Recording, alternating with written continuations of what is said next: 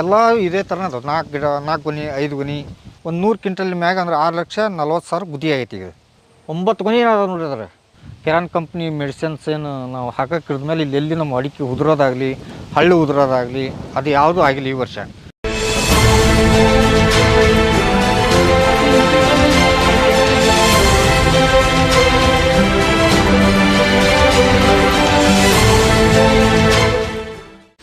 ನಮಸ್ಕಾರ ಆತ್ಮೀಯ ರೈತ ಬಂದವ್ರಿ. ಇವತ್ತು ನಾವು ತೊಗರ್ಸಿ ನಿಯರೆಸ್ಟ್ ತತ್ತೂರು ಭಾಗದಲ್ಲಿ ಮಾಲ್ತೇಶಣ್ಣರ ಪ್ಲಾಟ್ನಲ್ಲಿದ್ದೀವಿ. ನಮಸ್ಕಾರ ಮಾಲ್ತೇಶಣ್ಣ. ನಮಸ್ಕಾರ. ನೀವು ಏನು ಕೆರನ್ ಮಾರ್ಗದರ್ಶನ ಪಡ್ಕೊಂಡ್ರಿ ಈ ವರ್ಷ ನಿಮ್ಮ ಅಡಿಕೆ ತೋಟಕ್ಕೆ, ಅದ್ರ ಬಗ್ಗೆ ಒಂದಿಷ್ಟು ನಮ್ಮ ರೈತರಿಗೆ ಒಂದು ಮಾಹಿತಿಯನ್ನು ಕೊಡ್ರಿ.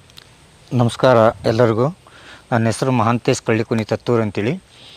ನಾನು ಇದು 1 ಎಕರೆ ಇಲ್ಲಿರ್ತಕ್ಕಂಥ ಈ ಪಾಯಿಂಟ್ನಲ್ಲಿರ್ತಕ್ಕಂಥ ಜಾಗ ತೋಟ. ಇದು ಹೋದ ವರ್ಷ ನಮಗೆ 5ನೇ ವರ್ಷದ್ದು, ಇದು 6ನೇ ವರ್ಷದ್ದು. ಹೋದ ವರ್ಷ 13 ಕ್ವಿಂಟಲ್ ಚಿಲ್ಲರೆ ಅಂದ್ರೆ 13.5 ಕ್ವಿಂಟಲ್ ಆಯಿತು. ಈ ವರ್ಷ ಈಗ ಆಲ್ರೆಡಿ ನಾನು ಮೊನ್ನೆ 6,40,000 ಗುತ್ತಿಗೆ ಕೊಟ್ಟಿದ್ದೀನಿ. ಇದು ಈಗ 100 ಕ್ವಿಂಟಲ್ ಮೇಲೆ ಅವರೇಜ್ ಅಂತ ಹೇಳ್ತಾರೆ, ಬಟ್ ನಾನು ಕಾಟಕ್ಕೆ ಕುಂತಿಲ್ಲ, ನನಗೆ ಗೊತ್ತಾಗ್ತಾಯಿಲ್ಲ ಹೊಸ ತೋಟ ಆಗಿರೋದು. ನಮ್ಮದು ಒಟ್ಟು ಟೋಟಲಿ 6 ಎಕರೆ ಇದೆ, 6 ಎಕರೆ 3 ಗುಂಟೆ ಇದೆ. ಈ ವರ್ಷ ನೋಡಿದಾಗ ನನಗೆ ಕೆರಾನ್ ಕಂಪ್ನಿ ಅವರು ಹೇಳಿದರು 4 ಸಾರಿ ಟ್ರಂಚಿಂಗ್ ಕೊಟ್ಟಿದ್ರು ನನಗೆಲ್ಲ ಮೆಡಿಸಿನ್ಸು. ಒಂದೊಂದು ಟೈಮ್ಗೆ ಇಷ್ಟಿಷ್ಟನ್ನು ನೀವು ಒಂದೊಂದು ಬ್ಯಾರ್ಲಿಗೆ 1 ಎಕರೆಗೆ ಅಂದ್ರೆ 500 ಗಿಡಕ್ಕೆ ಹಾಕ್ರಿ ಅಂತ ಹೇಳಿದರು. ನಾನು ಅದನ್ನ 780 ಗಿಡಕ್ಕೂ ಹಾಕಿದ್ದೀನಿ. ಟೋಟಲಾಗಿ ಕೊಟ್ಟಿದ್ದವ್ರು 500 ಗಿಡಕ್ಕೆ, ನಾನು ಹಾಕಿದ್ದು 700 ಗಿಡಕ್ಕೆ. ಬಟ್ ನನಗೆ 6 ವರ್ಷಕ್ಕೆ ಈ ನಮೂನಿ ರಿಸಲ್ಟ್ ಬರ್ತೈತಿ ಅಥವಾ ಇಷ್ಟು ಅಡಿಕೆ ಗ್ರೌತ್ ಬರ್ತೈತಿ. ಈ ಪ್ರಮಾಣದಲ್ಲಿ 4-5 ಗೊನೆ ಮಿನಿಮಮ್ ಯಾವುದು ಗಿಡ ಇಲ್ಲ ಅಂದ್ರೆ 3 ಗೊನೆ ಅಂತೂ ಮಿನಿಮಮ್ ಐತಿ ನಮ್ಮ ತೋಟದಲ್ಲಿ. ಇದು ನೀವು ಕ್ಯಾಮ್ರಾದಲ್ಲಿ ನೋಡಿದ್ರಿ ಅಥವಾ ನಾವು ಕರ್ಕೊಂಡು ಅಡ್ಡಾಡ್ದಾಗೆಲ್ಲ ನೋಡಿದ್ವಿ. ಆಮೇಲೆ ಒಂದು ಹೊಸದಾಗಿ ಬರ್ತಕ್ಕಂಥ ಅಡಿಕೆ ಇಳುವರಿ ನೀವು 6-7 kg ಅಥವಾ 8 kg ಅಂತಾರೆ. ನಿನ್ನೆ ನಮ್ಮ ಸಾಹೇಬರು 1 ಗೊನೆಯನ್ನು ಕೊಯ್ಕೊಂಡು ಹೋಗಿದ್ದಾರೆ. ಆ ಗಿಡ ಆ ಬಾಜು ಇರ್ತಕ್ಕಂಥ ಗಿಡದನ್ನು ಅದು 17-18 kg ವೇಟ್ ಇದೆ ಅಂತಂದು ಹೇಳ್ತಾರೆ. ಬಟ್ ಸಣ್ಣ ವರ್ಷಕ್ಕೆ ಹೌದು 6ನೇ ವರ್ಷಕ್ಕೆ ಒಳ್ಳೆ ಚೆನ್ನಾಗಿದೆ ಇಳುವರಿ. ಈಗ ನಾವು ಟೋಟಲಿ ಎಲ್ಲ ನಮ್ಮ ಜಮೀನು ಹಾವೇರಿಯಲ್ಲಿರೋ ಜಮೀನಿಗಾಗ್ಬೋದು ಅಥವಾ ನಮ್ಮ ಶಕ್ನಹಳ್ಳಿ ಜಮೀನಿಗೆ ಇರ್ಬೋದು, ಇಲ್ಲಿ ನಮ್ಮ ಮನೆ ಹತ್ರ ಇರೋದು, ಇಲ್ಲಿ ನಮ್ಮ ಮ್ಯಾಗಿನ ದೊಡ್ಡ ಪ್ಲಾಟಿಗೆ ಇರ್ಬೋದು, ಈ ಪ್ಲಾಟಿಗೆ ಮತ್ತು ಮುಂದೆ ಸಣ್ಣ ಗಿಡ ಇದೆ ನಮ್ಮದು, ಇನ್ನೂ ಮಾವಿದೆ, ತಾಳಿದೆ. ಅವಕ್ಕೆಲ್ಲಕ್ಕೂ ನಾವು ಇನ್ಮೇಲೆ ಕೆರಾನ್ ಔಷಧಿನ ಇದನ್ನ ಹಾಕಿದ್ರೆ ನಮಗೆ ಲಾಸ್ ಇಲ್ಲ, ಆದಾಯ ಇದೆ. ಈಗ ಒಂದು 6 ಲಕ್ಷ ನಮ್ಗೆ ಆದಾಯ 1 ಎಕರೆದಲ್ಲಿ ಸಿಗ್ತೈತಿ ಅಂತಂದರೆ ನಾವು ಒಂದು 50,000 ಖರ್ಚು ಮಾಡೋದ್ರಲ್ಲಿ ತಪ್ಪಿಲ್ಲ ಭೂಮಿ ತಾಯಿಗೆ. ಈಗ 50,000 ಹಾಕೋದ್ರಿಂದ ನಮಗೆ ಪ್ಲಸ್ ಅಬೋ 6 ಲಕ್ಷ ನಮಗೆ ಲಾಭನೇ. ಹಾಗಾಗಿ ನಾವು ಏನು ಹಾಗೆ ಬೇರೆ ಎಲ್ಲ ಮಾಡಿ ನೋಡಿದಾಗ ನಾವು 1 ಲಕ್ಷ ಖರ್ಚು ಮಾಡಿ ನಮಗೆ 2 ಲಕ್ಷ ಆದಾಯ ಸಿಕ್ತಂದ್ರೆ ಅದು ಲಾಸು. ಬಟ್ ಇದು 50,000 ಇನ್ನು ನಮಗೇನು ದೊಡ್ಡ ಅಮೌಂಟ್ ಅನಿಸಲ್ಲ ರೈತರಿಗೆ. ಒಂದು ಭತ್ತ ಬೆಳಿಬೇಕಾದ್ರೆ ಇವತ್ತು 1 ಎಕರೆಗೆ ನಾವು ಮಿನಿಮಮ್ 20,000 ಖರ್ಚು ಮಾಡ್ತೀವಿ. 1 ಎಕರೆ ಅಡಿಕೆ ತೋಟಕ್ಕೆ 50,000 ಖರ್ಚು ಯಾವ ಲೆಕ್ಕನಲ್ಲ. ಬಟ್ ನೀವು ಈಗ ಆರ್ಗ್ಯಾನಿಕ್ ಕೇಳೋದು, ಯಾವುದೇ ಔಷಧಿ ಸ್ಪ್ರೇ ಮಾಡ್ದಂಗೆ ಈಗ ಆರ್ಗ್ಯಾನಿಕಲ್ಲೇ ಮಾಡಿರಿ, ಪಂಚಾಮೃತ ಮಾಡಿರಿ, ದಶಕವ್ಯ ಮಾಡಿರಿ ಅಂತ ಈ ವರ್ಷದಿಂದ ನಮಗೆ ಮಾರ್ಗದರ್ಶನ ಕೊಡ್ತಾಯಿದ್ರಿ ನೀವು. ಈಗ ನಿಮ್ಮ ಸಚಿನ್ ಸರ್ ಮಾರ್ಗದರ್ಶನದಲ್ಲೇ ನಾವು ಈಗ ಸ್ವಲ್ಪ ಹೆಚ್ಚು ಕಮ್ಮಿ ಒಂದು ಪ್ಲಾಟ್ 13 ಎಕರೆ ಏನಿದೆ ನಮ್ಮ ಶಕ್ನಹಳ್ಳಿದು, ಅದನ್ನು ಅವ್ರ ಅಂಡ್ರಿಗೆ ಕೊಡ್ತೀವಿ. ಆಮೇಲೆ ನಮ್ಮ ಮನೆ ಹತ್ರ ಇರೋದು ಇದು ಮೇಗಿನ ಪ್ಲಾಟ್ ಸಹಿತ ನಾವು ನಿಮ್ಮ ಅಂಡ್ರನಾಗೆ ಕೊಟ್ಕೊತೀವಿ. ಅದಾದಮೇಲೆ ಮುಂದಕ್ಕೆ ನಮ್ಮ ಕೈಲಿ ಸಾಧ್ಯ ಮತ್ತು ಮುಂದೆ ನಮ್ಮದು ಇನ್ನೊಂದು ಪ್ಲಾಟ್ ನಮ್ಮ ಬ್ರದರ್ ಅಲ್ಲಿ ಹಾವೇರಿಯಲ್ಲಿ ಇರ್ತಾರೆ, ಆ ಪ್ಲಾಟಿಗೆ ನಾವು ಅಲ್ಲಿ ತಾಳಿಗೆ ಅದನ್ನ ಬಳಸೋಕೆ ನಾವು ಪ್ರಯೋಗ ಮಾಡ್ತೇವೆ ಈ ವರ್ಷ. ಈಗೇನು ನೀವು ನಮ್ಮ ಲಿಕ್ವಿಡ್ ಹಾಕೋದ್ರ ಜೊತೆಗೆ ದಶಗವ್ಯನೂ ನೀವು ಹೇಳಿದ್ದಕ್ಕೆ ಈ ವರ್ಷ ಸ್ಟಾರ್ಟ್ ಮಾಡೋಣ ಅಂತ. ನಾವು ಇಲ್ಲಿವರೆಗೂ ಮಾಡಿಲ್ಲ. ಹೋದ ವರ್ಷ ನೀವು ಇನ್ನೂ ಒಂದು ಸ್ಪ್ರೇ ಮಾಡೋಕ್ಕಿದ್ರೆ ನನಗೆ ಆರೋಗ್ಯದಲ್ಲಿ ತೊಂದರೆ ಆಗಿದ್ದರಿಂದ ನಾನು ಸ್ಪ್ರೇ ಮಾಡೋಕ್ಕಾಗಲಿಲ್ಲ. ಬಟ್ ಲಿಕ್ವಿಡನ್ನು ನಾವು ಟ್ರಂಚಿಂಗೇ ಮಾಡಿದ್ವಿ 4 ಟೈಮ್ ನೀವು ಕೊಟ್ಟಾಗ. 1 ಟೈಮ್ ಸ್ಪ್ರೇ ಮಾಡೋಕ್ಕೆ ಹೇಳಿದ್ರೆ ಮಾಡಲಿಲ್ಲ.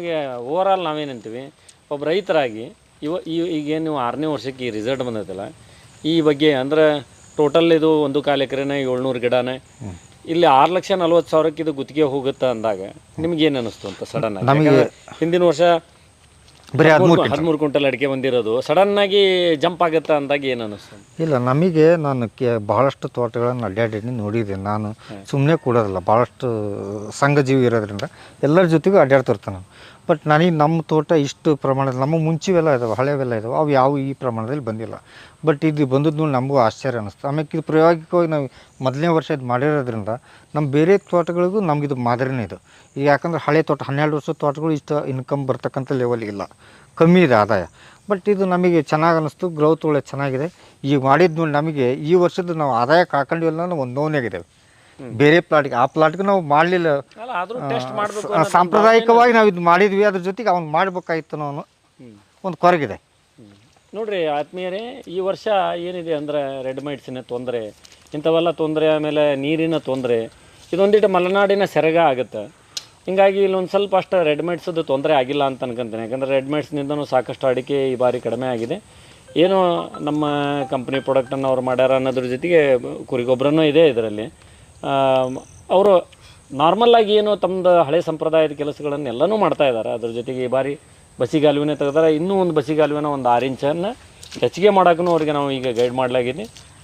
ಅಂದರೆ ನಾವಿಲ್ಲಿ ಕೊಟ್ಟಂಥದ್ದು ಏನು 4 ಡೋಸನ್ನು ಅವ್ರು ಏನಂತಾರೆ, ನಾವು 2 ಡೋಸನ್ನು ಅವ್ರಿಗೆ ಕೊಟ್ಟಿರೋದನ್ನು ಅವರು 4 ಬಾರಿ ಹಾಕ್ತಕ್ಕಂಥ ಒಂದು ಪ್ರಾಯೋಗಿಕ ಮಾಡಿದ್ರೆ. ಯಾಕಂದ್ರೆ ನಮ್ಮದು 4 ಡೋಸ್ ಬೇರೆಯೇ ಇರುತ್ತೆ. ಅಷ್ಟು ಕಡಿಮೆ ಹಂತದಲ್ಲಿ ಪ್ರಾಡಕ್ಟನ್ನು ಬಳಕೆ ಮಾಡಿನೂ ಇಂಥ ರಿಚ್ ಆಗಿರ್ತಕ್ಕಂಥದ್ದು ಅಂದ್ರೆ ಭಾರಿ ನಂಬರ್ 1 ರಿಸಲ್ಟ್ ಇದು ಬಂದಿದೆ 6ನೇ ವರ್ಷಕ್ಕೆ. ಈ ಅಡಿಕೆ ಅಂದಾಗ ಎಲ್ಲರಿಗೂ ಸರ್ವೇ ಸಾಮಾನ್ಯ ಯಾರು 6 ವರ್ಷದ ಅಡಿಕೆ ತೋಟಗಳು ಇರ್ತಾವೋ ಅವ್ರಿಗೆಲ್ಲ ಇದು ಗಮನಕ್ಕೆ ಬರ್ತೈತಿ ಅಂತ ನಾನು ಅನ್ಕೊಂತೀನಿ. ಭಾಳ ಚೆನ್ನಾಗಿದೆ ಅಡಿಕೆ. ಮತ್ತು ಅದು ಈ ಹಂತದಲ್ಲಿ ಇವತ್ತು ನಾವೇನು ಬಂದೇವೆ, ಡೇಟ್ ಇದು ಜುಲೈ 30, 2024 ನಾವೀಗ ಪ್ಲಾಟ್ನಲ್ಲಿ ಇರೋದು. ಈ ಹಂತದೊಳಗೆ ಈ ಅಡಿಕೆ ಆಲ್ರೆಡಿ ಈಗ ನಾಳೆ ಈ ಅಡಿಕೆನ ನಾಳೆನೂ ಅಥವಾ ಇವತ್ತೇ, ಯಾಕಂದ್ರೆ ಗಾಡಿ ಇವತ್ತೂ ಬರ್ಬೋದಿಲ್ಲ, ಯಾಕಂದರೆ ಪಕ್ಕದ ತೋಟದಲ್ಲೇ ಈಗ ಅವರು ಹಾರ್ವೆಸ್ಟ್ ಮಾಡ್ತಾ ಇದ್ದಾರೆ. ನಾಳೆನೇ ಇದು ಅಡಿಕೆ 1ನೇ ಹಾರ್ವೆಸ್ಟು ಕೂಡ ಆಗುತ್ತೆ ಗುತ್ತಿಗೆಯಲ್ಲಿರೋದು. ಅದಕ್ಕೆ ನೀವು ಅಂದರೆ ಸಂಪೂರ್ಣ ಮಾರ್ಗದರ್ಶನ ನಿಮಗೇನು ಈಗ ಮಲ್ಲೇಶಣ್ಣವ್ರು ನಾವೇನಂತೀವಿ ಅಂದರೆ, ಇಲ್ಲಿ ನಿಮಗೆ ಕಿರಣ್ ಮಾರ್ಗದರ್ಶನ ಹೇಗೆ ಅನ್ನಿಸ್ತು ಅಂತ, ಅಂದರೆ ಎಲ್ಲ ಮಾಹಿತಿಗಳನ್ನು ಅವ್ರು ಕೊಡ್ತಾ ಇದ್ದಾರೋ ಇಲ್ಲೋ ಅಂತ. ಅಲ್ಲ, ಭಾಳ ಇನ್ನೊಂದು ಆಶ್ಚರ್ಯಕರ, ಬಹಳಷ್ಟು ಕಂಪ್ನಿಗಳು ಯಾರಾದರೂ ಬಂದು ನಮಗೆ ಏನಾದರೂ ನಮ್ಮ ಮಾಹಿತಿ ಕೊಡ್ಬೇಕಂದ್ರೆ ಅಮೌಂಟ್ ಫೀಸ್ ತಗೊಳ್ತಾರೆ. 2,000 ಕೊಡ್ರಿ, 5,000 ನಮ್ದು ಅಮೌಂಟ್ ಇದೆ ಹಾಗಂತ ಹೇಳ್ತಾರೆ. ಬಟ್ ನಮಗೆ ಸಚಿನ್ ಸರ್ ಬಂದಾಗ ನಮ್ಗೆ ಅಮೌಂಟ್ ಯಾವುದೂ ಕೇಳಲಿಲ್ಲ.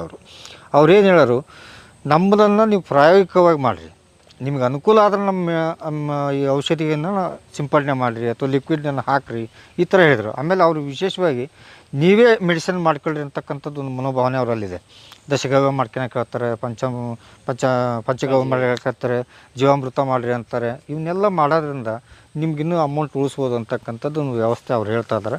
ಬಟ್ ಅದನ್ನು ಅವ್ರ ಮೆಡಿಸಿನಿನ ಜೊತೆಗೆ ಈ ವರ್ಷ ನಾವು ಅವ್ರು ಹೇಳ್ದಂಗೆ ಬ್ಯಾರ್ಲೆಲ್ಲ ಎಲ್ಲ ತೋಟದಲ್ಲಿ ಈ ವರ್ಷ ನಾವು ಬ್ಯಾರ್ಲ್ ಹಾಕಿದ್ದೀವಿ. ಪ್ರತಿ 300 ಗಿಡಕ್ಕೆ ಒಂದೊಂದು ಬ್ಯಾರ್ಲಂಗೆ ನಾವೀಗ ಆಲ್ರೆಡಿ ಬ್ಯಾರ್ಲ್ ಹಾಕ್ತಾ ಬಂದಿದ್ದೀವಿ. ನೆಲದಲ್ಲೇ ಉಳೋದು, ಅದಕ್ಕೆ ತಂದು ಸಗಣಿ ಮತ್ತು ಗೋತ, ಬೆಲ್ಲ, ಹಿಟ್ಟು ಅವನ್ನೆಲ್ಲ ಮಾಡೋದು. ಆಮೇಲೆ ದಶಗವ್ಯ ಮಾಡೋಕ್ಕೆ ಏನೇನು ಬೇಕೋ ಅದಕ್ಕೆ ಅನುಕೂಲಗಳನ್ನು ನಾವು ಈ ವರ್ಷ ಸಚಿನ್ ಸರ್ ಮಾರ್ಗದರ್ಶನದಲ್ಲಿ ನಾವು ಮುಂದುವರಿಬೇಕು ಅಂತಕ್ಕಂಥದ್ದು ಒಂದು ಆಸೆ ಅನ್ನೋದಕ್ಕಿಂತ ಆದಾಯ ಬಂದಾಗ ಮನುಷ್ಯನಿಗೆ ಹುಮ್ಮಸ್ಸು ಇರ್ತೈತಿ, ಒಂದು ಹುರುಪು ಅನ್ನೋದು ಇರ್ತೈತಿ. ಆದಾಯ ಬರದೇ ಇದ್ದಾಗ ನೀವೇನೇ ಕೊಟ್ಟರು ಅದು ವ್ಯರ್ಥ ಆಗುತ್ತೆ. ಆದಾಯ ಬಂದಾಗ ನೀವೇನೇ ಕೊಟ್ಟರು ಲಾಭದಾಯಕ ಆಗೋದ್ರಿಂದ ಅದು ಸೂಕ್ತ ಅನ್ನೋ ಒಂದು ಮಾರ್ಗದರ್ಶನದಲ್ಲಿ ನಾವು ಈ ವರ್ಷ ಅದನ್ನ ಕಡ್ಡಾಯವಾಗಿ ಮಾಡ್ಬೇಕು ಅಂತಕ್ಕಂಥದ್ದು ಒಂದು. ಆಮೇಲೆ ಈ ವರ್ಷ ನಮ್ಮ ಆರೋಗ್ಯನೂ ಭಾಳ ಸುಧಾರಿಸಿದೆ. ಹಾಗಾಗಿ ನಾವು ಈ ನಿಮ್ಮ ಸಂಪರ್ಕದಲ್ಲಿ ನಿರಂತರವಾಗಿ ಇದ್ಕೊಂಡು ಈ ವರ್ಷ ಇದನ್ನೆಲ್ಲ ಕಂಪ್ಲೀಟಾಗಿ ಬೆಳೆ ಬೆಳೀಲಿಕ್ಕೆ ಅನುಕೂಲ ಮಾಡ್ಕೊಳ್ತೇವೆ. ಆಮೇಲೆ ಭತ್ತಕ್ಕೂ ಒಂದು ಹೇಳಿದ್ರಿ, ಭತ್ತ ನಮ್ಮದು ಒಂದು ಊಟದಿದೆ, ಒಂದು 3 ಎಕರೆ ಇದೆ, ಅದನ್ನ ಮಾಡ್ಕೊಳ್ತೀವಿ. ಈ ವರ್ಷ ನಾವು ಅಲ್ಲಿ ಮತ್ತೆ ಹೊಸದಾಗಿ ಒಂದು ಎಕರೆ ಅಡಿಕೆ ಹಚ್ಚಿದ್ದೇವೆ ಈ ವರ್ಷ. ಅದಕ್ಕೂ ಈ ವರ್ಷ ನಾವು ಕೆರನ್ ಪ್ರಾಡಕ್ಟನ್ನು ಯೂಸ್ ಮಾಡ್ತೀವಿ. ತುಂಬ ಧನ್ಯವಾದಗಳು ನಿಮ್ಮ ಮಾಹಿತಿಗೆ. ನಮಸ್ಕಾರ.